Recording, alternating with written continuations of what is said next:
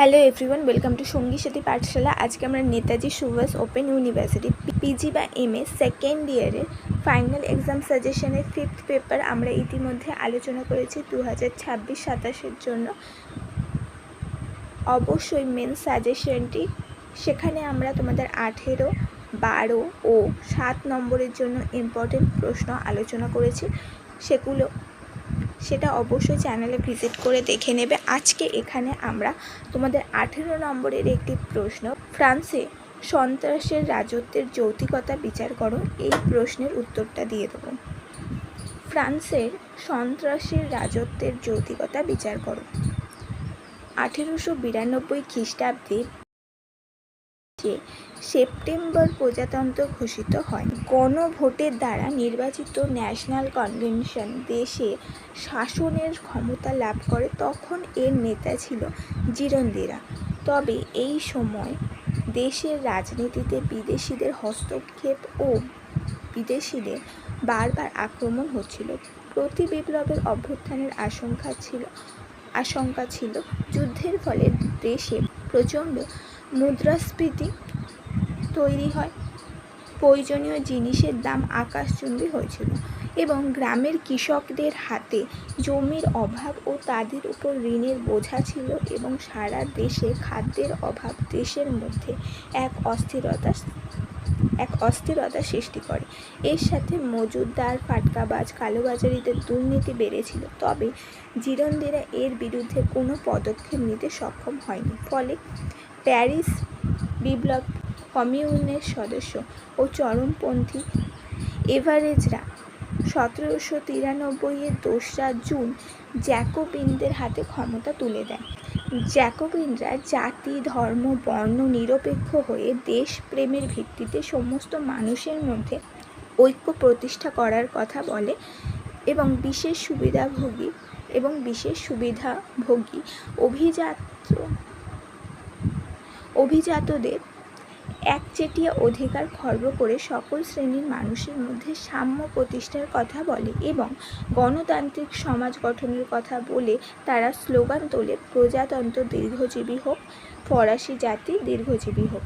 এর সাথে রোবসপিয়ার নতুন মাত্রা যোগ করে, মানুষের মর্যাদা প্রতিষ্ঠিত হোক। জ্যাকোবিনরা দেশে গণতন্ত্র প্রতিষ্ঠা করতে চাইলে দেশে বৈদেশিক আক্রমণ ও বিশৃঙ্খলা চলছিল। 1793 খ্রিস্টাব্দের জুলাই মাসে রোবসপিয়ারের গণনিরাপত্তা কমিটির সদস্য হন এবং এই সময় তিনি ছিলেন দেশের সর্বোচ্চ শাসক।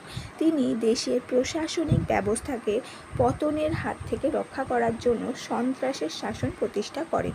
তার নেতৃত্বে ন্যাশনাল কনভেনশন দেশের শাসনের জন্য 12 জন সদস্যকে নিয়ে কমিটি অফ পাবলিক সেফটি গঠন করে। সন্ত্রাসের এই কমিটি কেন্দ্রীয় সরকারের কাজ দেশে গুরুত্বপূর্ণ প্রশাসনিক পদে কর্মী নিয়োগ, বৈদেশিক যুদ্ধ পরিচালনার দায়িত্ব এই কমিটির উপর ন্যস্ত ছিল। সন্দেহের শাসনকালে দেশে আইন শৃঙ্খলা রক্ষার দায়িত্ব নিয়েছিল কমিটি অফ জেনারেল সিকিউরিটি। এই সময় দেশে প্রচলিত বিচার ব্যবস্থাকে স্থগিত রাখা হয় এবং এর পরিবর্তে গঠিত হয় রিভলিউশনারি ট্রাইব্যুনাল। এই বিপ্লবী আদালতে দ্রুত বিচার সম্পন্ন করে অপরাধীকে শাস্তি দেওয়া হতো এবং শাস্তি কার্যকর করার জন্য ছিল নতুন মৃত্যুযন্ত্র, গিলোটিন। এই মৃত্যুযন্ত্রটি ছিল সন্ত্রাসের শাসনের অন্যতম অবিচ্ছেদ্য অঙ্গ। সন্ত্রাসের রাজত্বের প্রধান অঙ্গ ছিল সন্দেহের আইন বা ল অফ সাসপেক্ট। এর দ্বারা বিপ্লব বিরোধী এই সন্দেহে প্রতি বিপ্লবীদের বিনা বিচারে আটকে রাখা হতো। সন্ত্রাসের রাজত্বকালে রোবসপিয়ার বাধ্যতামূলক সামরিক বাহিনীতে যোগদান আইন প্রবর্তন করে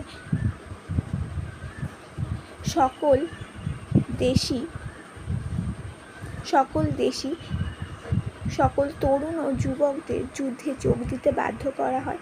মহিলা ও শিশু বৃদ্ধদের যুদ্ধের সরঞ্জাম তৈরির কাজে নিয়োগ করা হয় এবং বৃদ্ধরা পার্কে গিয়ে দেশবাসীদের যুদ্ধে উদ্বুদ্ধ করত। ডেভিড টমসন জানিয়েছেন, সন্ত্রাসের শাসনকালে জ্যাকোবিন ক্লাব তার 1000 শাখা বিপ্লবী সরকারের সঙ্গে সহযোগিতা করেছিল। সন্ত্রাসের শাসনকালে ফ্রান্সে গভীর সংকট চলছিল। প্রদেশগুলিতে বিদ্রোহ চলছিল। বিদ্রোহী যাজক, অভিজাত ও রাজতন্ত্রীরা কেন্দ্রীয় সরকারের বিরোধিতায় নেমেছিল। রোবসপিয়ারের নেতৃত্বে ক্রুসে-ক্যারিয়ার এই বিদ্রোহ অত্যন্ত নিষ্ঠুরতার সাথে দমন করেন। অনেক সময় বিদ্রোহীদের নৌকায় উঠিয়ে মাঝ নদীতে ডুবিয়ে দেওয়া হতো। 40,000 লোককে 1 বছরে গিলোটিনে মৃত্যুদণ্ড দেওয়া হয়। লক্ষাধিক লোককে বিনা বিচারে আটকে রাখা হয়। বহু লোক নিখোঁজ হয়ে যায়। সন্ত্রাসের শাসন দেশের মধ্যে ভীতি ও আতঙ্ক সৃষ্টি করেছিল। আর রোবসপিয়ার মনে করতেন ন্যায় এর উপর প্রতিষ্ঠিত সমাজ ব্যবস্থা রক্ষার জন্য সন্ত্রাসের প্রয়োজন। রোবসপিয়ারের সন্ত্রাসের রাজত্বে বেশ কিছু সুফলও লক্ষ্য করা যায়। তিনি জাতীয় স্বার্থে অর্থনৈতিক সন্ত্রাসের পথ ধরে বণিক ফাটকাবাজদের বিরুদ্ধে সন্ত্রাস ব্যবহার করে 22% এসে দাঁড়ানো টাকার দামকে 48% নিয়ে যায়। প্রয়োজনীয় জিনিসের সরবরাহ বেড়েছিল এবং দাম কমেছিল।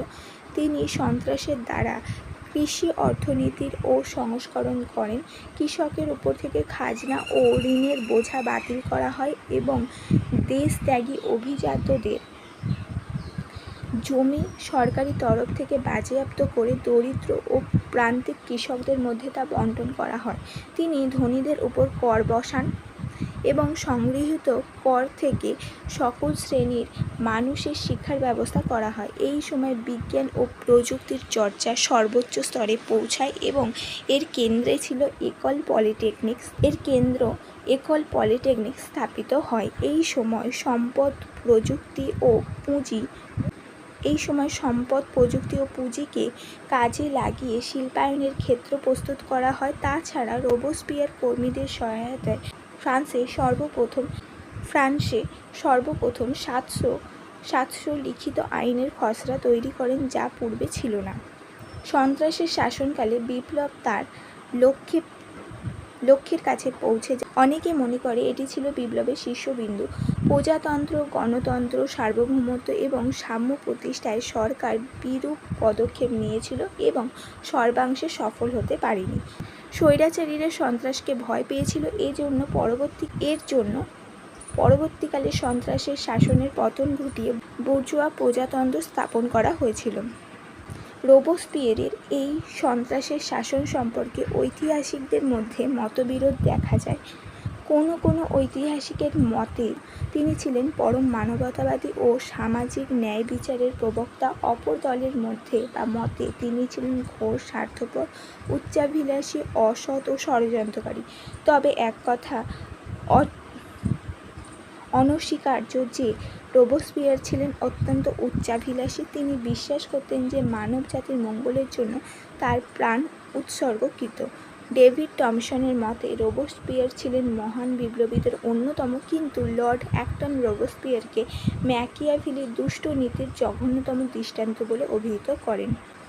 তবে একথা অনস্বীকার্য যে ফরাসি বিপ্লবের মহান আদর্শগুলো রোবসপিয়ারের কার্যক্রমে বিকশিত হতে দেখা যায়। তিনি সাধারণ মানুষের সার্বভৌমত্ব প্রতিষ্ঠার জন্য অনলস পরিশ্রম করা ছাড়াও নৈতিক ব্যক্তির উপর সমাজ পুনর্গঠনের ব্রতী হয় এবং তার সংস্কার সামাজিক সাম্যের উপর ভিত্তি দৃঢ় করেছিল এবং বৈদেশিক ক্ষেত্রে তার নেতৃত্ব ফ্রান্সে আক্রমণকারীদের হাত থেকে রক্ষা করেছিল। এই ছিল তোমাদের 18 নম্বরের একটি প্রশ্নের উত্তর।